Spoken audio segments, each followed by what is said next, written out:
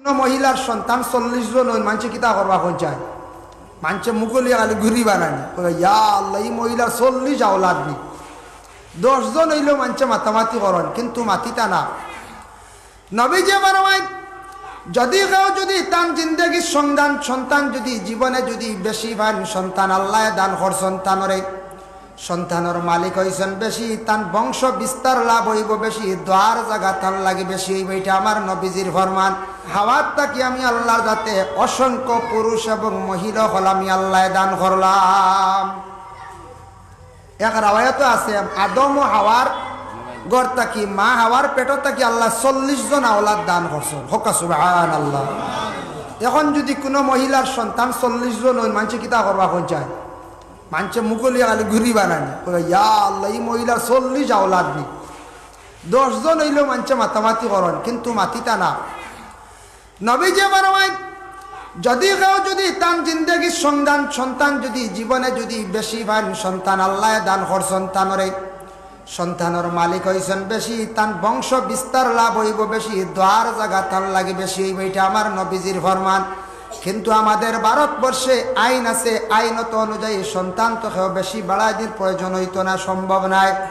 তবে আল্লাহর বন্দেগান নবীজিরও কথা মানতে গিয়ে সন্তানের যদি প্রয়োজন হয় বেশি যদি চাই, বিশেষ করে এটা আপনার উপরে বিবেক। আপনি যদি সন্তানকে পাওয়ার পরে লালন পালন করিয়া বড় করতে পারেন, সন্তানকে সুশিক্ষায় শিক্ষিত বানাইতে পারেন, সন্তানকে ইসলামিক জ্ঞান অর্জন করাইতে পারেন, সন্তানকে আপনার গণ্ডির ভিতরে রাখতে পারেন, সন্তানের হক যদি আপনি আদায় করতে পারেন, তাহলে সন্তান যদি আপনার বেশি হয় কোনো অসুবিধা নাই। মা হাওয়ার এত সন্তান ছিল, এখনকার যুগে কোনো মহিলাগুলোর সন্তান কিছু বেশ হইলে কিছু মানুষে বড় কমেন্ট করেন, নিন্দা করেন। যারা এইভাবে করবা জানিয়া রাখবা এরা কিন্তু গুনাহগার হইবা, তওবা করা লাগবো। কারণ আমরা দেশের আইনের দিকে খেয়াল পড়িয়া আমরা বর্তমানে আমরা সীমিত সন্তানের প্রতি গেছি, কিন্তু আমরা নবীজির ফরমান মোতাবিক সন্তান খেয়ার বেশি হইলে কেউ কোনো কমেন্ট করতা না, নিন্দা করতা না। সন্তান যদি এখন বেশি পাইলাম 2-4 জন 5 জন 10 জন 8 জন সন্তান যদি কেউ যদি সন্তানকে যদি খাজো লাগাইতে পারেন না, সন্তানকে লালন পালন করতে পারেন না, হক আদায় করতে পারেন না, তাহলে কিন্তু আবার মা বাবার দায়ীও আছে। এখন আল্লাহ পাক রব্বুল আলামিন কইছেন ইত্তাকু রাব্বাকুম, তোমাদের রবরে ডরাও। খানে ও বান্দা তুমি যেই সময় বিবাহ করিলাইবা মানে কবুল করিলাইবা, তোমার উপরে কিছু দায়িত্ব আই গেছে গিয়ার কারণে তুমি এখন হুশ করো, তুমি খুব হুশ করিয়া চলা লাগবো। কারণ দেখো হযরতে মুসা আলাইহিস সালাতু ওয়াস সালামে তার মা যতদিন আসলে আল্লাহর সঙ্গে কথাবার্তা করতে সময় কোনো দ্বিধাবোধ করছেন না। মুসা তার মার মুসা আল্লাহর সঙ্গে মাতিছন, ফাজিল মাতিছন, অনেক সময় বেয়াদবি হইছে, কিন্তু মায়ে দোয়া করছেন আল্লাহর দরবারও। মার দোয়ার বরকতে আল্লাহ পাক রব্বুল আলামিনে মুসার বেয়াদবিরে আল্লাহ মাফ দিলাইছন। যেই দিন মুসার মা হান্না ইন্তেকাল ফরমাইছন, আল্লাহ জানাইলা ও মুসা জানিয়া রাখো, তুমি আজ তাকে হুশ করিও, এতদিন তুমি আমার সঙ্গে বেয়াদবি খসলাই, তুমি আমার লাগি বেয়াদবি করলে তোমার মায়ে দোয়া করছেন, যার ফলে আমি তোমারে ছাড়াই দিছি। আজ তাকে তুমি আমার লাগি আউরি মাতিলে বেয়াদবি করলে আর খে দোয়া করব, আর খার দোয়ার বরকতে আমি তোমারে ছাড়বো। মুসা বুঝলারে অতদিন আমার এক নিয়ামত মা আসলা, মার দোয়ার বরকতে আল্লাহ আমার অত বড় বড় বেয়াদবি গুলা মাফ করিয়া দিছন। মাই নাই আল্লাহ আমার সিগনাল দিলাইছন, এর জন্য মা এত বড় দোয়ার একটা জায়গা বাবা, এত বড় দোয়ার ছায়া, যার কারণে মা বাবার দোয়ার বরকতে আওলাদর অনেক অসুবিধা অনেক বুড়াই জিনিসগুলা আল্লাহ যাতে কি করেন মাফ দিলাম। এখন কর আল্লাহরে তুমি ডরাও, কারণ কি অতদিন ছিলাই তুমি নিঃস্বাধীন হিসাবে, তুমি একা যেই সময় তোমার জন্য একজন মেয়ে নির্ধারিত করা হয়েছে, মেয়েটারে তুমি বিবাহ করলাই, তুমি স্ত্রী বলিয়া গ্রহণ করলাই, তোমার উপরে দায়িত্ব আইছে মেয়েটার বরণ পোষণ করিয়া যাওয়া তোমার পক্ষে ফরজ। যত কিছুর প্রয়োজন আছে এইগুলা তুমি আদায় করতে লাগবো। যত জিনিসের প্রয়োজন মা বোনদের এটা জরুরতান যদি স্বামী আদায় করেন না, তান হক আদায় করলা না। দ্বিতীয়ত থাকছে এই মহিলা আনার পরে যদি আগে যারা চলছেন নিঃস্বাধীন, এইভাবে স্বাধীন মতো চললে কিন্তু তাই গুনাহগার হইবা। স্ত্রী ঘরের মধ্যে আনার পরে স্ত্রীরা যথা সম্ভব তাই পর্দার হালতে রাখতা, এটা তান কাছে আই গেছে গিয়া দায়িত্ব। মহিলার বরণ পোষণ করিয়া যাওয়া দায়িত্ব। অন্য মহিলা আনার পরে হয়তো তুমি সেই মহিলার কুমন্ত্রণা পাইয়া তোমার মারে কষ্ট দিলাইতে পারো, বাবার কষ্ট দিলাইতে পারো। এর কারণে তুমি বাবার কাছে খারাপ বলবাই, বাবার বদুয়া তোমার উপরে পড়ব। তোমার স্ত্রীর কথা শুনিয়া মার বদুয়া তুমি লইবাই, যার কারণে এখন তুমি হুশ করো। তোমার সিগন্যাল দেবর আল্লাহর ভয় করো, আল্লাহর দিকে একবার চাও, আর তোমার দৈনন্দিন জীবনের দিকে তুমি একবার চাও। এর জন্য আল্লাহ পাক রব্বুল আলামিন কইতরা ডরাও, তুমি এখন হিসাব হইয়া ঢুকলা, এখন যদি আউরি চলো তুমি বিপদগ্রস্ত হইবা, ধ্বংস হইবা, বরবাদির পথে যাইবা। আল্লাহ পাক রব্বুল আলামিনে জানাই, আবার আল্লাহ যাতে জানাইতরা ওয়াত্তাকুল্লাহাল্লাযী তাসাআলুনা বিহি ওয়াল আরহাম, আবার কইতরা তুমি আমারে ডরাও, তোমার ভিতরে ডর রাখো, কারণ তুমি আমারে সওয়াল করডাই, তুমি আমারে সওয়াল করার পরে যেটা কইবে আমি তোমারে দিমু। ই সওয়াল দি মুরাদ কি?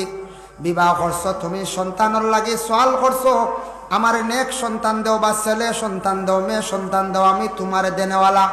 কিন্তু দিমু তোমার সন্তান দেবার পরে তোমার রিশতাদার হইব, সম্পর্ক বাড়িব।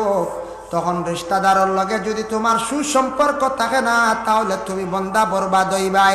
এর লাগে সন্তান পাওয়ার লগে লগে তোমার রিশতাদার জমিনের মধ্যে বাড়ি যার, সম্পর্ক বাড়ি যার, আত্মীয় স্বজনতা বাড়ি যার। এর কারণে আল্লাহ কইতরা বন্দারে তুমি আমারে ভয় করো, তুমি আমারে ডরাও। ওয়াত্তাকুল্লাহাল্লাযী তাসাআলুনা বিহি ওয়াল আরহাম ইন্নাল্লাহা কানা আলাইকুম রাকিবা। আল্লাহ কইতরা আমি তোমাদের জন্য বড় দয়ালু, বড় নিগাহবান। বন্দা তুমি যেটা চাইবাই আমি আল্লাহ তোমারে দান করিয়ার দান করমো। আর তুমি যদি আমার লাগে নাফরমানি করো, বুরা কাজ করো, আমি আল্লাহর যাতে তোমার দিকে কখনো মায়ার নজরে চাইতাম নাই। যার জন্য বিশেষ করিয়া আল্লাহ পাক রব্বুল আলামিনের ডর বয়, ডর কিতা বলে আল্লাহ একজন আসন, আল্লাহ সব কিছু দেখরা। আর আমি যদি শরীয়তের হুকুমরে অমান্যতা করি, অবশ্যই আল্লাহ দেখনেওয়ালা দুনিয়ার কোনো মানুষে যদিও দেখে না। হইয়াও আল্লাহ আলোচনা তান্ডা, যখন তুমি বিবাহ করবাই, সন্তানের মালিক হইবাই, তোমার আপন ভাই বিবাহ করবা, সন্তানের মালিক হইবা, হঠাৎ তোমার ভাই মারা যাইবা, তখন এতিমর দায়িত্ব তোমার উপরে আই যাইব গিয়া। আল্লাহ আবার কইতরা ওয়া আতুল ইয়াতামা আমওয়ালাহুম, সাইয় তুমি তান এতিমর মাল যেটা তুমি তান এটা নেওয়াত লাগিও না। আল্লাহ কইতরা খেনে কইতরা এতিমর মাল তুমি নেওয়াত লাগিও না। তুমি জঞ্জালো গড়বাই, তুমি বিভিন্ন পারিবারিক জঞ্জালো পড়িয়া তুমি লুব যাইতাই কিবার, ওই সময় দেখি আমার এতিমর কিছু মাল আছে ওটা আনিলাই, কিছু সবলতা আইব, ওলা কোনো সময় আই যেতে পারে না, আই যাইতে পারে।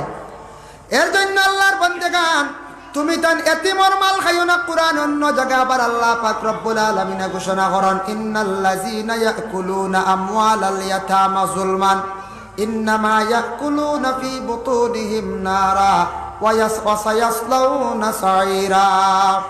আল্লাহর যাতে ঘোষণা করেন, যারা এতিমর মাল খাইব, এতিমর সম্পদটা তারা দাবিয়া খাইব, হালেকে যে জিনিস খাইছে তারা বুঝের না, তাদের পেটের মধ্যে আগুন রে ঢুকাই লাইল। পেটো আগুন ঢুকানিতা ডঙ্গর হতা নি বলে জি না। এর লাগিয়া এতিমর মাল যদি কেউ লুভ করিলাই, বরবাদির পথে যাইবা, ধ্বংস হইবা। এক তো ইয়া থাকছে কি হারাম, আর দ্বিতীয়ত ইয়া থাকছে গিয়া এতিমর মাল খাওয়া মানে পেটো আগুন ঢুকানি। খেও আসন বলে এতিমর মাল বদলা বদলি করিলাই, কুরআন আইছে ওয়ালা তাতাবাদ্দালুল খাবিসা বিত-তাইয়িব, বলে আমি তার মাল তোরা বদলাইলাই। এতিম বাচ্চা যদি রাজি হয় না, তোমার জায়গা ওখানে আমারে দিলা, আর তুমি ওখানটা নেও গিয়া, ওলা কোনো সময় যদি কেউ বদলা বদলি করিলা, সে যদি রাজি হয় না, এটা কুরআন নিষেধ করছে, বৈধ নাই। বলে ইলা যদি কেউ করন কি তো অসুবিধা হইব। আল্লাহ পাক রব্বুল আলামিন জানান,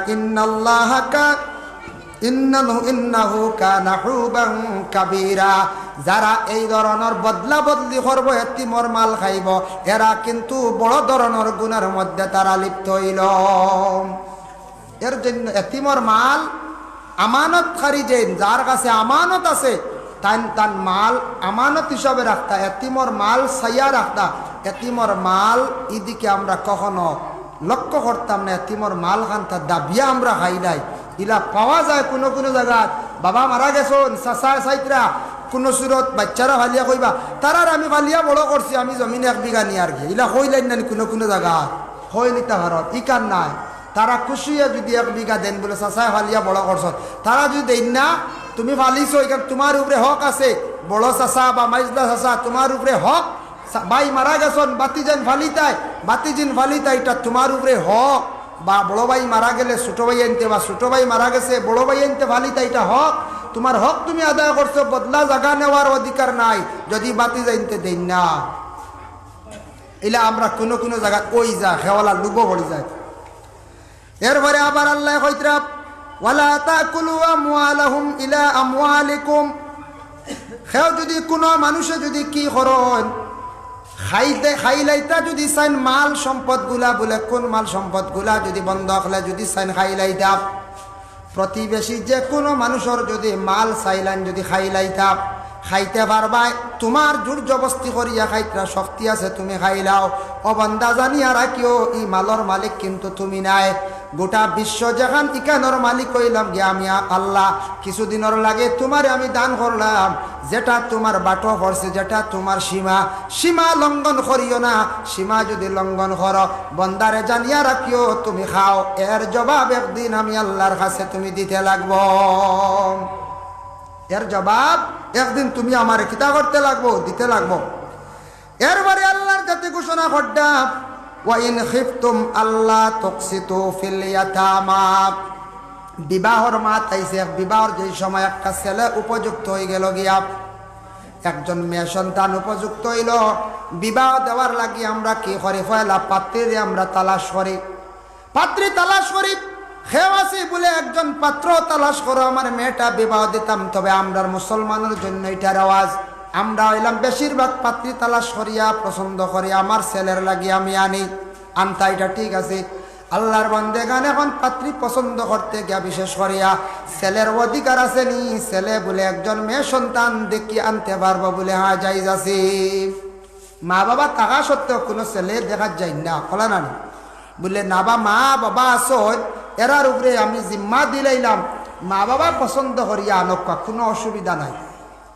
মা বাবা যেটা নিয়ে দিবা যে রমণিয়া নিয়ে দিবা আমার সঙ্গে আমি গ্রহণ কর্ম ইলা যদি কোনো ছেলে ইজাজত দিলায় মা যে মেয়ে পছন্দ করিয়া আনবা মা বাবার সুন্দরে সুন্দর এই ছেলের সঙ্গে বিবাহ দিলে দেখবা এই ছেলে মেয়ে লইয়া চিরজীবন খাইব কোনো অসুবিধা হইতো নাই আর যদি কোনো ছেলে যদি হয় মা বাবার সেটা হক আছে দায়িত্ব আছে বলে তোমার সন্তানকে বিবাহ দেওয়ার সময় বলে ছেলেটারে জিজ্ঞাসা করো সে দেখিয়া পছন্দ করিয়া আনক তার কোনো জায়গার মধ্যে পছন্দের কোনো মেয়ে আসেনি যদি ছেলে কয় বলে হ্যাঁ আমি দেখার যাইতে লাগবো তাহলে শরীয়তের হুকুম ছেলের সঙ্গে লইয়া যাও বা সে গিয়া পছন্দ করিলাম